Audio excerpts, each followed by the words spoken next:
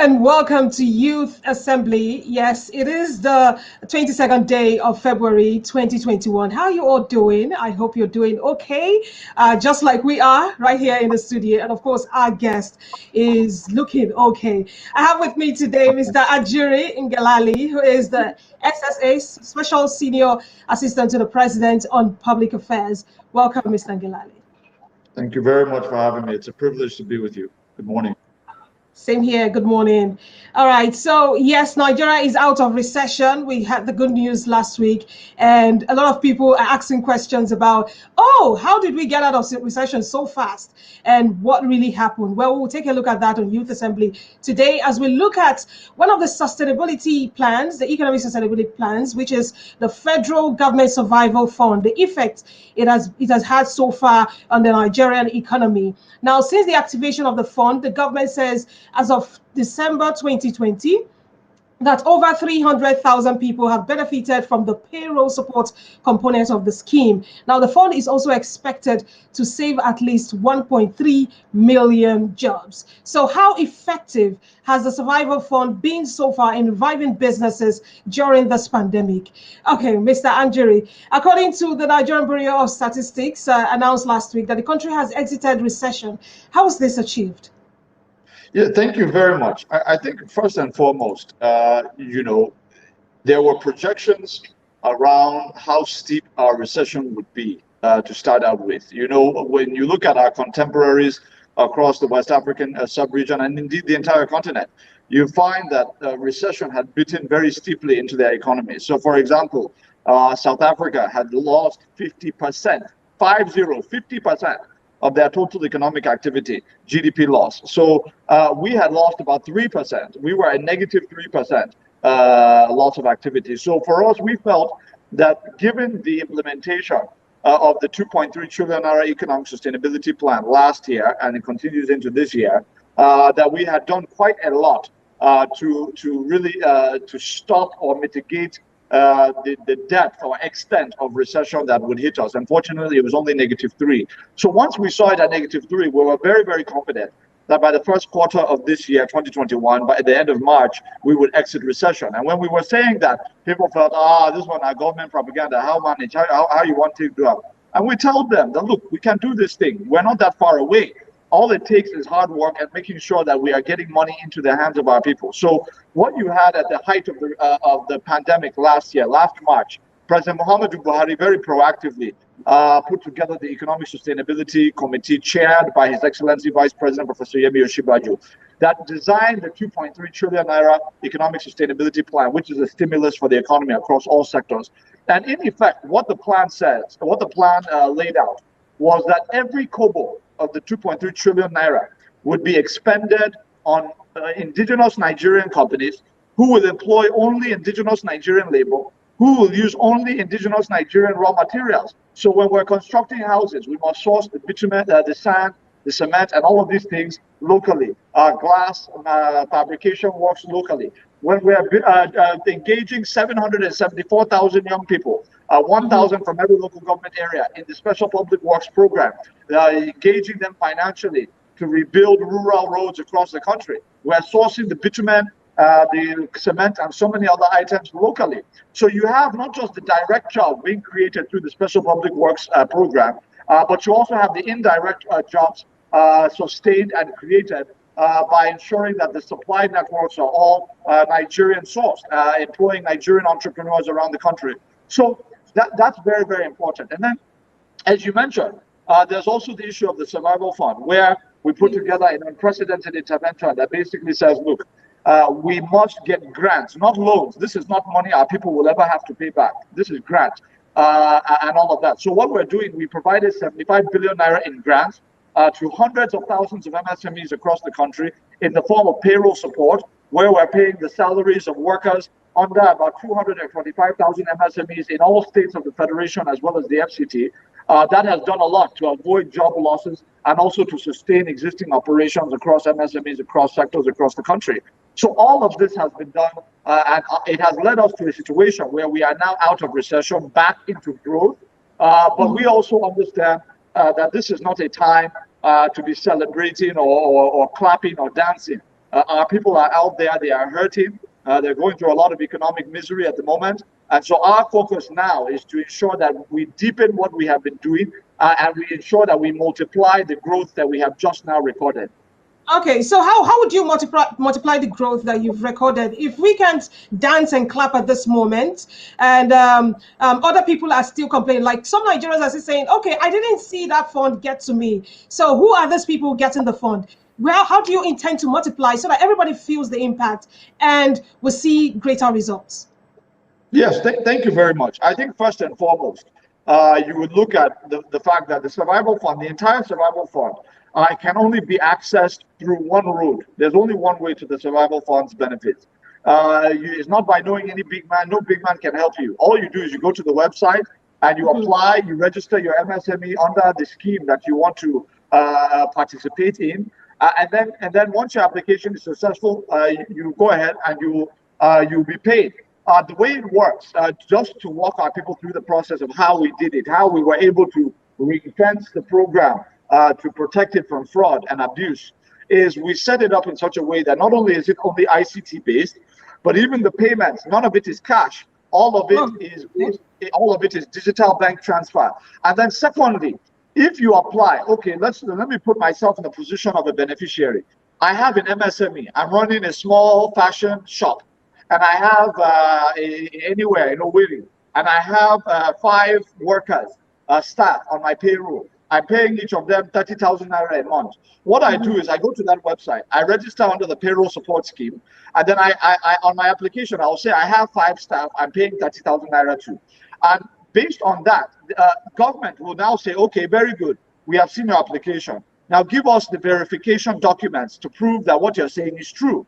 So now what you have to do is you now have to scan and upload your bank statements from GT Bank or Fidelity or any of these other ones, where it will now show that you have paid for these 5 staff members 30,000 naira a month over the last several months, so that we know that you're running a legitimate enterprise, you have your CAC registration number and all of that.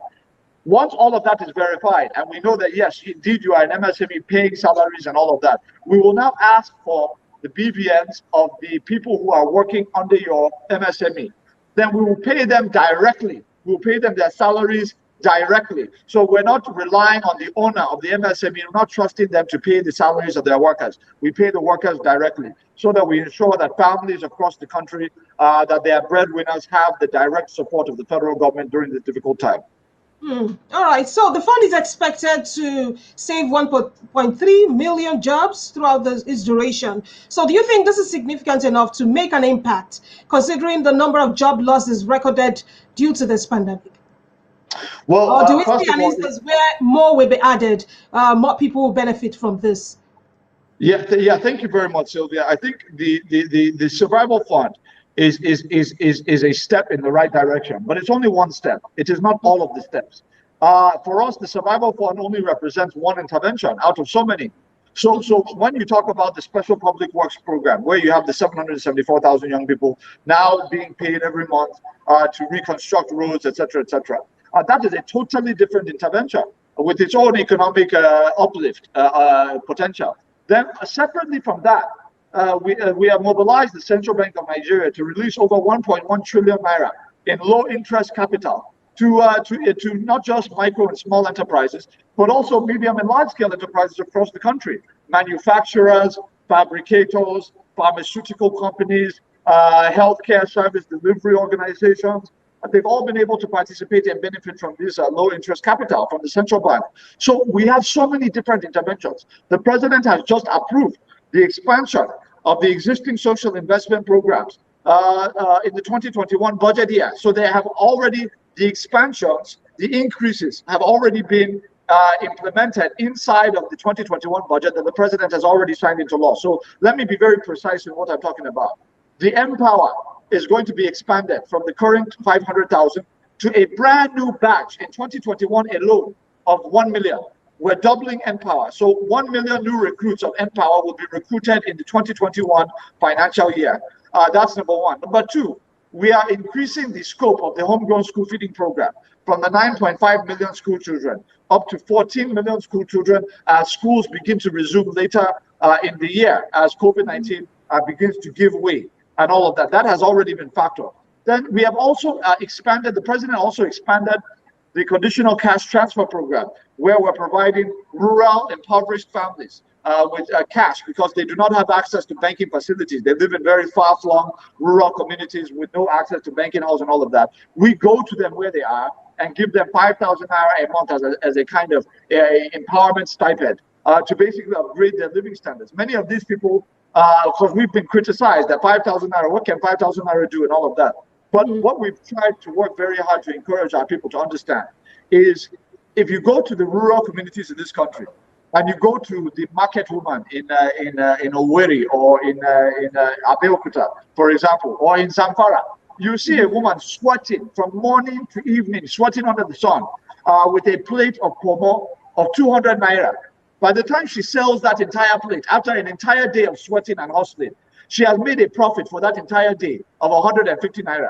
So when you give 5,000 naira to that individual, you have totally transformed the level of business that they are doing. Instead of a profit of 150 naira a day, now you're talking about thousands of naira in a day. So that those who tend to criticize some of these interventions tend to be people in the middle class or in the upper class in the urban centers who use 5,000 naira on transport fare or on recharge card or on lunch with their spouse. These are not the people that we're dealing with. We're dealing with impoverished Nigerians who this money will make a difference in their lives every single month. But for the middle class and the people in the upper class, what is in it for them? Like, what other intervention programs do you have that they can benefit from, so that they also feel the impact of these beautiful programs that have been rolled out by the government? Well, thank you very much. If you look at the Survival Fund and how it is orchestrated, it is targeted directly at the middle class. Because what you're looking at, these are companies who have staff strength. You know, if you're an elite or a wealthy person, right, a very wealthy person, multi-millionaire and all of that, if you're that kind of person, generally your business is not going to have 2 people.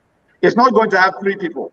Your business is going to have 30, 50, 100, thousands of people. So when we say that the Survival Fund is limited to MSMEs who have staff strength of between 1 and say 10 persons, you know who we're targeting. We're targeting the middle class, startup companies or people who work in media houses who want to take the chance to start their own enterprise.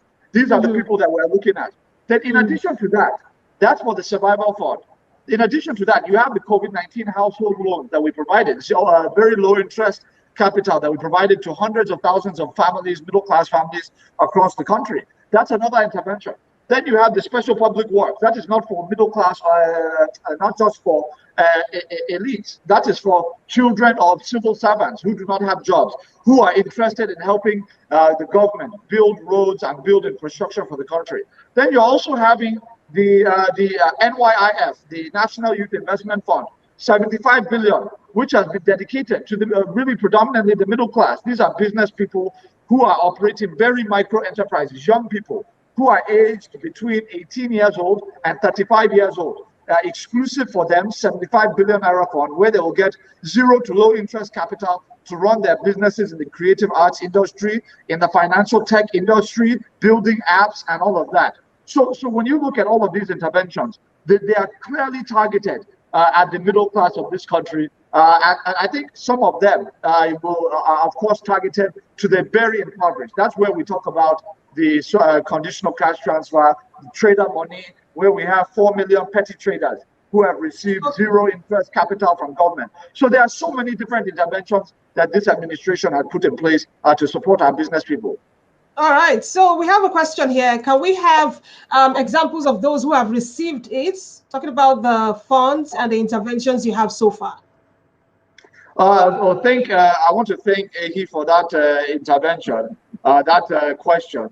I don't know how I will sit down on this program in less than 10 minutes and name 300,000 beneficiaries across 225,000 MSMEs across all states of the Federation. It'd be very difficult. But I can tell you one very high-profile individual who surprised a lot of people when she went on social media to announce that her company had been supported by the Survival Fund. You will recall that the Africa Independent Television is owned by High Chief Aliogo Raymond Okpesi.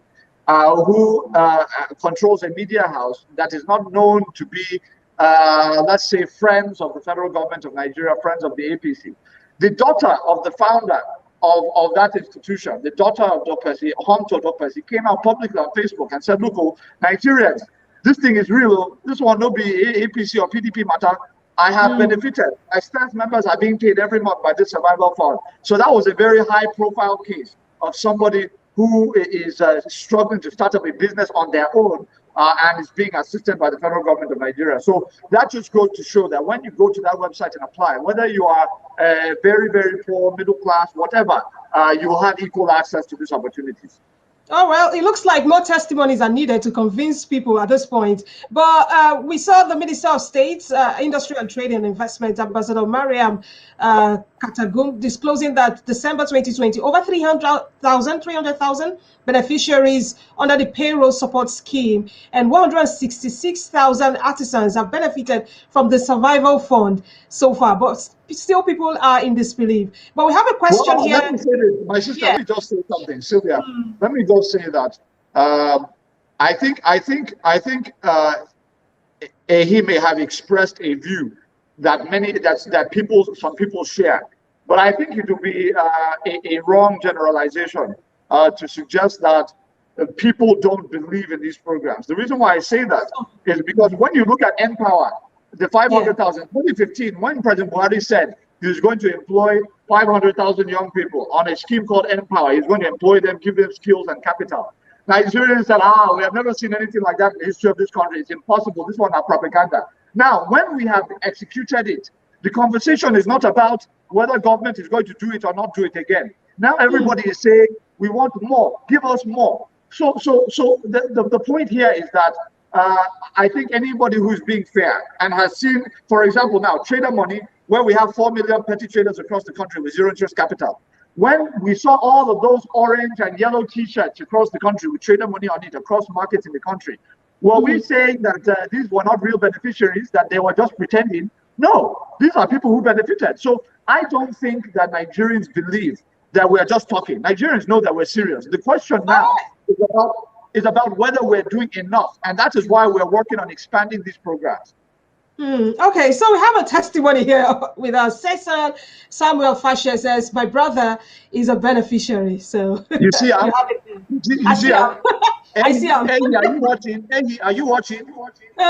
She's watching, definitely. Okay, so another question is continuity. How does this go on? Like this, Atara Osen Nancy says, this is a very good development, but continuity is all we hope for.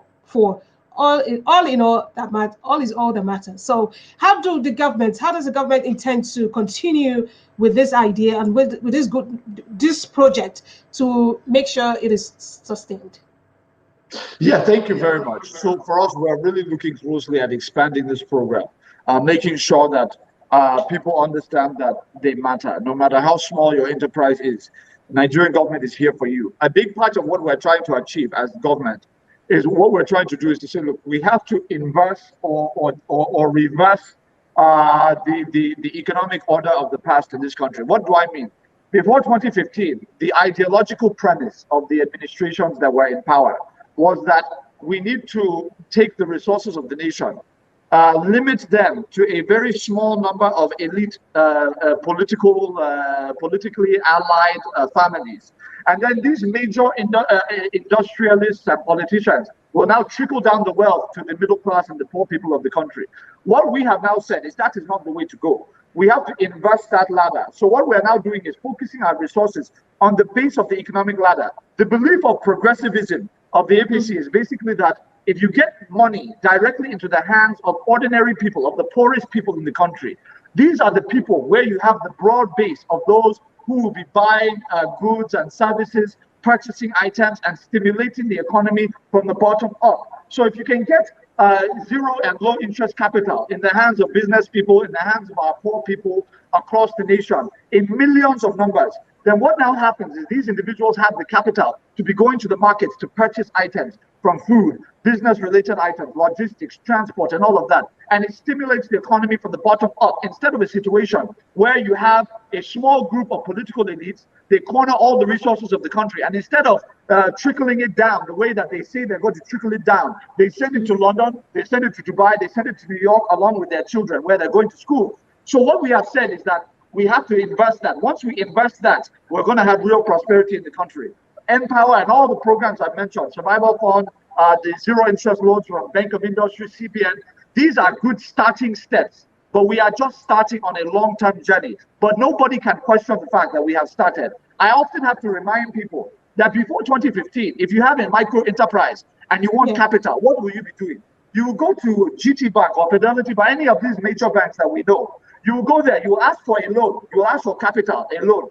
They will tell you 21% interest. They will tell you 25% interest. By the time they give you the numbers, you walk out of that place shaking your head. You will not sign any document.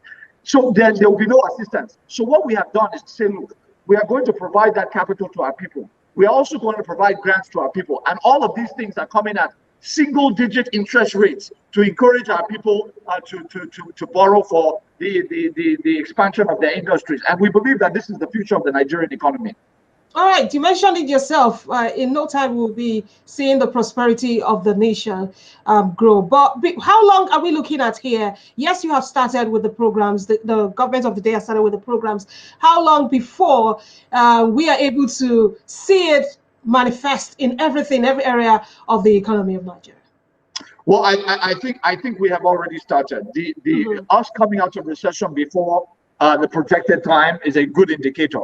I think for us now, we just have to deepen that. We have to make sure that we work very hard to get as much money into the hands of our people as humanly possible. And we also have to work very hard to make sure that businesses are supported across this country. It's one thing to ensure that businesses that would have been lost are kept, are sustained with these interventions.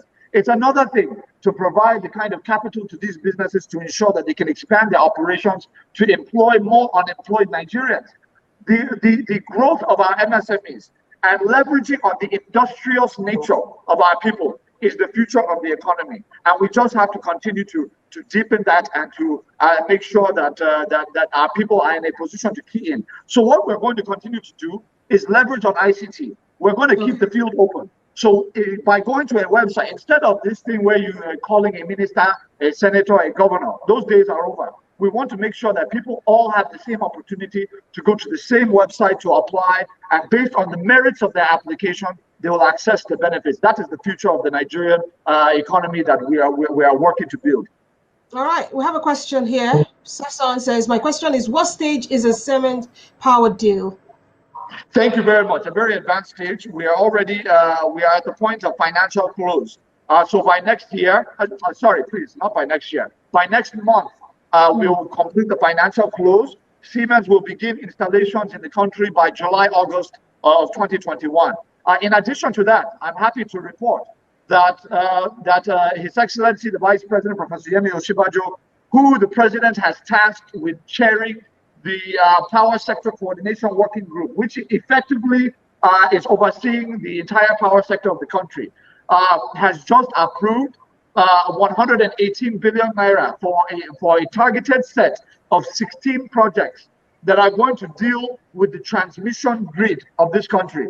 In effect, within 12 months, it's a 12-month timetable for implementation. With these projects to be completed in 12 months. How it works is that after the CBN releases the 118 billion for these 16 projects to be done, we're going to finally be able to transmit the 2,000 megawatts that are currently stranded to the end user. So that means that the 7,000 megawatts that we are generating as a country right now will be actually wheeled into the homes and businesses of Nigerians. Right now, we're only able to transmit about 5,000 out of the 7,000 that is being generated. So that is a very strategic plan that is being implemented right now as we speak. And so within the next 12 to 16 months, Nigerians can expect that we would have gone from 5,000 megawatts to 7,000 megawatts. And that is going to be a cardinal achievement of President Muhammadu Buhari's administration.